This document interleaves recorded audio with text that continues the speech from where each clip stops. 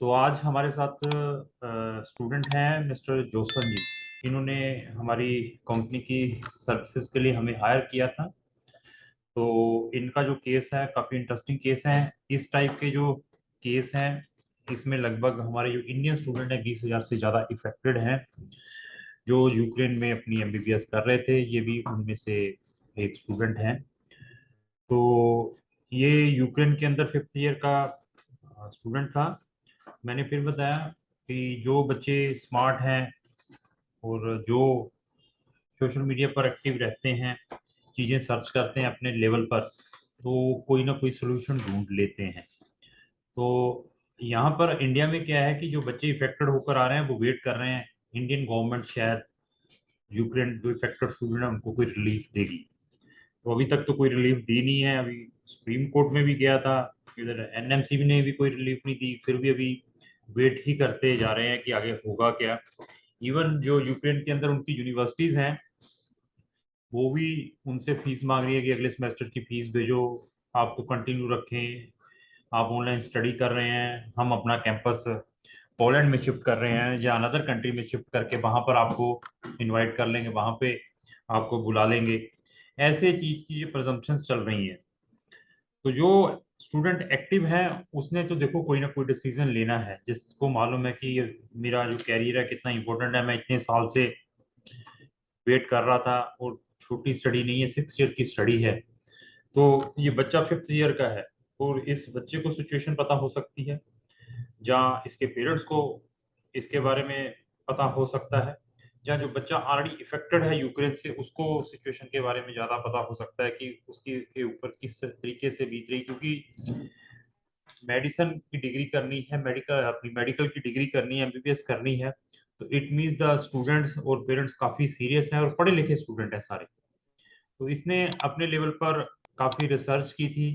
जब ये वहां पर प्रॉब्लम चली थी यूक्रेन के अंदर, तो यूक्रेन से जब इनको शिफ्ट किया था हंगरी में, तो वहां पर भी पंपलेट बांटे जा रहे थे इस प्रोग्राम के बारे में। हंगरी जो स्टूडेंट एट रिस्क वाला प्रोग्राम है, तो ये इसने भी पंपलेट देखा है, पंपलेट देख के अपने लेवल पर अप्लाई किया।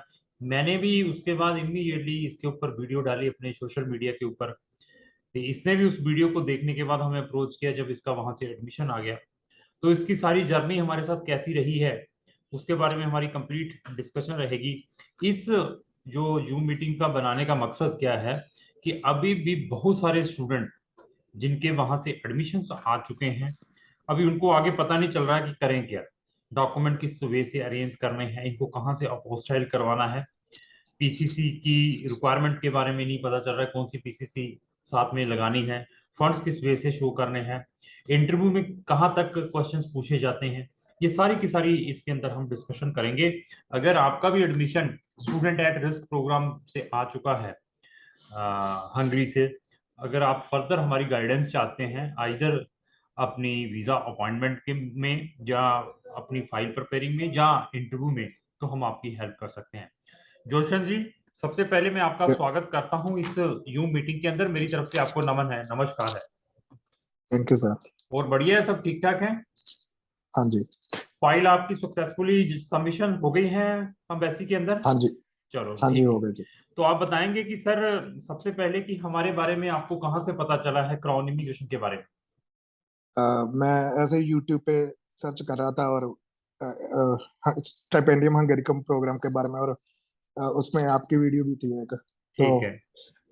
मेरा एडमिशन लेटर और लेटर ऑफ अवार्ड तो आ गया था, तो मुझे पता नहीं था कि डॉक्यूमेंट वगैरह कैसे करने हैं अप्लाई, तो हम्म। उसके लिए मैंने आपको कांटेक्ट किया फिर। ठीक है।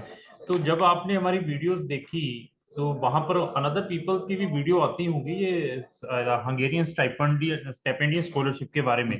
तो हमारी में हाँ जी। वीडियो देखने के बाद आपको ऐसा कैसा ट्रस्ट जाग गया कि हम आपके काम में कोई हेल्प कर सकते हैं। अम, मैंने बाकी भी देखी थी वैसे, पर वो सभी वैसे स्टूडेंट्स की थी जो स्टूडेंट्स अपलोड करते हैं ना। अच्छा अच्छा अच्छा।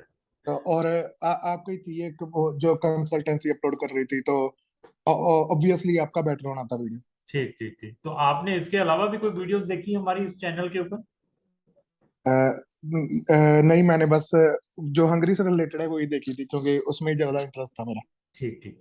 तो आप कौन से ईयर के स्टूडेंट है पास आउट यूक्रेन से? 5th कौन सी यूनिवर्सिटी? बोगोमोलेट्स। अच्छा, बोगमोलट यूनिवर्सिटी, 5th ईयर के स्टूडेंट है। तो अभी आपकी स्टडी ऑनलाइन चल रही है या क्या है, वहां पे क्या कर रही है यूनिवर्सिटीज आपकी? ऑनलाइन ही है, पर आज यूनिवर्सिटी ने बता दिया कि वो कोई यूक्रेन के आउटसाइड कैंपस नहीं लगाएगी यूरोप में अच्छा, यूनिवर्सिटी के स्टूडेंट्स के लिए। ठीक है। तो आज ही दूसरा अनाउंस किया उन्होंने। अनाउंस किया। तो आपको एक देखिए फ्रैंकली बताना है, ओपनली, तो आपको अभी भी स्टिल लग रहा है कि ये जो यूनिवर्सिटीज हैं यूक्रेन की, बच्चों को ब्लैकमेलिंग कर रही हैं, ऑनलाइन के बहाने फीसें ले रही हैं, जो कुछ ऐसा आपको महसूस होता हो कि हाँ यार ये वाइबल है ऑनलाइन स्टडी करना इस स्टेज के ऊपर, या हमें फर्दर कोई स्टेप लेना चाहिए? नहीं, 4th 5th और 6th ईयर के लिए अच्छा, बिल्कुल भी अच्छा नहीं है ये ऑनलाइन वाला। ठीक ठीक ठीक ठीक। तो वैसे यूनिवर्सिटी कॉपरेट कर रही है कि नहीं कर रही, जो ओपनली बताना है, यूक्रेन वाली जो जिनके साथ आपकी ये हाँ अभी जी, हाँ जी। वो करती? जिन्होंने हम्म। जिन्होंने लास्ट सेमेस्टर की फीस पे करी हुई ना, उनके साथ ही कॉर्पोरेट करती है। अच्छा। कॉर्पोरेट, और जिन्होंने अभी नहीं की उनसे थोड़ा टाइम लेती है डॉक्यूमेंट्स उनको देने में। अच्छा, फिर हमारे कंसल्टेंटों जैसा ही हिसाब है, हम भी यही कहते हैं कि भी हमें एंगेज करिए, तो फिर देखिए हमारी सर्विस। वही बात है ना, हाँ पैसे जी। के बगैर कोई काम नहीं करता बात। हाँ जी। चलो ठीक है। तो सर आपको इस प्रोग्राम के बारे में कहाँ से पता चला था, सबसे पहले ये भी बताइए। जब मैं यूक्रेन से हंगरी गया तो मैं एक हफ्ता वहीं पे रह रहा था, तो तभी मुझे पता चला इसके अच्छा, बारे में। इस प्रोग्राम के और बारे में, ठीक है। अगर मैं वहीं रह लेता तो मेरे 100% चांसेस थे कि उसी टाइम मेडिसिन में एडमिशन मिल जानी थी 6th ईयर में। ओहो। जो अगर तो मैं इंडिया आ गया इसलिए चांसेस कम हो गए थे, पर अभी भी चलो, चलो अभी भी हो रहा है आप काम। पूरे ट्रैक पे ऊपर हैं, फिर भी देखिए हाँ जी। मैं अप्रिशिएट करता हूँ यार, आप एक एक्टिव स्टूडेंट हैं, आपको ये भी, आप अभी भी स्टूडेंट के साथ में टच में हैं जो वहां पर रह गए थे हंगरी में, जिन्होंने हपड़ा दपड़ी नहीं मचाई, जिनके अंदर पेशेंस था, जहाँ जिनकी बस ये प्रॉब्लम थी कि अभी घर जाकर भी क्या करेंगे, घर में भी लोन चढ़ा हुआ है बैंकों का देने वाला भी, बच्चे मैक्सिमम लोन लेकर भी जाते हैं। तो उन्होंने बेचारे जो हाँ जी। वहां रह गए, उन्होंने अपनी इनकैशमेंट कर ली, इसको चेंज करवा दिया। मैंने वीडियो के अंदर ये भी बताया था जब मैंने भी अपनी ये वीडियो डाली थी स्टूडेंट एड्रेस वाली, क्यों हमारे पास अप्रोच करना स्टार्ट कर दिया था बच्चों ने। तो एनी हो, एडमिशन आपका जो अभी आ गया था, एडमिशन के बाद हमने, आपने हमें संपर्क किया हमसे, जब आपने संपर्क किया तो करने के बाद हमारी सर्विसेज के बारे में आप क्या कहेंगे कि यहाँ पर जो माहौल है हमारा, यहाँ पर भी कोई ब्लैकमेलिंग वाला माहौल है, जहाँ कॉपरेट करते हैं हमारे स्टाफ भी, उसके बारे में? नहीं नहीं, बिल्कुल नहीं, बहुत अच्छा था, सभी सारी प्रोसेस बहुत स्मूथ थी। ठीक है। और मेरे 15 तो 20 दिन में सभी डॉक्यूमेंट्स पूरे हो गए थे अपॉइंटमेंट से पहले ही। ठीक ठीक ठीक। तो और अपॉइंटमेंट आप तो में वहीं थे। अपॉइंटमेंट में भी हमने कोई हेल्प करके दी थी? अ, हाँ जी, आप अपॉइंटमेंट में भी कर रहे थे, पर जो अपॉइंटमेंट वैसे खुद भी ले सकते हैं। ठीक ठीक ठीक ठीक। तो हाँ जी। तो दूसरा, फाइलिंग जब आपकी प्रिपेयर होगी, जब सबमिशन के लिए गए, वहां पे कोई दिक्कत आई हो अम्बेसी में? नहीं, कुछ भी नहीं, सभी डॉक्यूमेंट सही थे। ठीक है। तो अम्बेसी ने आपसे डॉक्यूमेंट लेने के बाद एक दो दिन के बाद वो शेड्यूल करती है इंटरव्यू। हाँ जी। तो इंटरव्यू हुई थी आपकी? हाँ जी। तो इंटरव्यू कितने टाइम की होती है? 15 से 20 मिनट की थी। अच्छा अच्छा, तो क्या जनरल पाँच पूछते हैं? मिनट हाँ हाँ। हाँ जी। 5 मिनट मेरा था। बायोलॉजी का एग्जाम, वो 10th 11th वाले क्वेश्चन थे, वो सभी सही, वो 10 क्या, क्वेश्चन थे बस। जो एग्जाम होता है वहां पे वो क्या है, रिटन एग्जाम लेते हैं या हाँ हाँ कंप्यूटर जी। कैसे? रिटन वो रिटर्न उसमें एग्जाम था। मल्टी मल्टी क्वेश्चंस आते हैं या वहां पे सब्जेक्टिव टाइप का होता हाँ जी, एमसीक्यू थे। है? एमसीक्यू से, वेरी गुड। तो 5 मिनट का था? हाँ जी, जिसने 10th 11th 12th अच्छे से की है ना, वो आराम हम्म। से कर सकता है, वो कोई प्रॉब्लम नहीं थी अच्छा, उसमें। उसके बाद जो हुआ उसके बाद क्या हुआ? उसके बाद उन्होंने पहले जो मैं चेक रिपब्लिक में पढ़ रहा था उसके बारे में पूछा। ठीक है। और फिर यूक्रेन के बारे में पूछा, और उन्होंने पूछा कि तुम 5th ईयर में हो, तुम्हें एडमिशन है किस ईयर में मिल रही है हंगरी में? तो मैंने बोला कि मुझे पब्लिक हेल्थ सुपरवाइजर में मिल रही है, पर स्कॉलरशिप एग्रीमेंट के मुताबिक मैं एक बार एनरोल करने के बाद मेडिसिन मेजर में चेंज कर सकता हूँ उसे। तो ठीक है। उन्होंने बोला ठीक है। तो और ज्यादा फोकस इस पे ही कर रहे थे कि मैं ज्यादा, मैंने 5 साल यूक्रेन में लगा लिए, और ठीक ऐसा है। ऐसा। तो आपके कोई जो बैंक स्टेटमेंट है साथ में फंड्स लगे थे, उसके बारे में कोई डिस्कशन हुई हो? हाँ हाँ जी, उन्होंने भी पूछा था। उन्होंने पूछा था कि आपको फाइनेंशियल सपोर्ट कौन कर रहा है, तो पेरेंट्स ही बोला मैंने। तो इट मीन्स फंड्स रिक्वायरमेंट जरूरी है जब आपने वीजा अप्लाई हाँ करना है। जी। ठीक है ना? हाँ जी, हाँ जी, स्कॉलरशिप के साथ भी जरूरी है। जरूरी है, बहुत अच्छा। तो आपको फुली स्कॉलरशिप आया है वहां पे, अकोमोडेशन का भी, ट्यूशन फीस का भी सारा? हाँ जी सर। चलो। तो आपके एग्रीमेंट के अंदर उन्होंने ऑप्शंस लिखा है, जैसे आपने बताया था कि आपको उन्होंने फर्स्ट ईयर से एडमिशन दिया है, तो मैं अपनी स्ट्रीम वहां पर ए वन टाइम चेंज कर सकता हूँ अंडर द सेम प्रोग्राम। तो हाँ जी। देखिए, आपने एक बड़ा रिस्क लिया है, बहुत अच्छा है। और बच्चे यहाँ पर यही ये रिस्क नहीं ले रहे। मैं क्या, एप्लीकेशन फीस दे जो उनके, मैं ट्रांसफर में डाल रहा हूँ कहीं पे सर्बिया में किसी का डाला है, किसी का मोल्डोवा में डाला है, अभी रोमानिया और पोलैंड में भी ट्रांसफर के ऑप्शंस थे, वहां के भी अभी पोर्टल खुले हैं, वहां पे भी डाल रहे हैं। तो वो कहते हैं कि यार एप्लीकेशन फीस हम नहीं भेजेंगे, 100 यूरो की फीस है वहां पे ट्रांसफर हाँ वाले जी। स्टूडेंट, वो इतना रिस्क लेने के लिए मतलब अफ्रेड है। और आपने 5 साल करने के बाद 1 साल वाले में एडमिशन लिया है, जा रहे हैं और वहां जाके कहेंगे कि हम इसको चेंज कराएंगे। तो बहुत हाँ बढ़िया जी। है आपने ये चीज ली है, और हर एक बच्चे को जी करना पड़ेगा, स्टेप लेना पड़ेगा।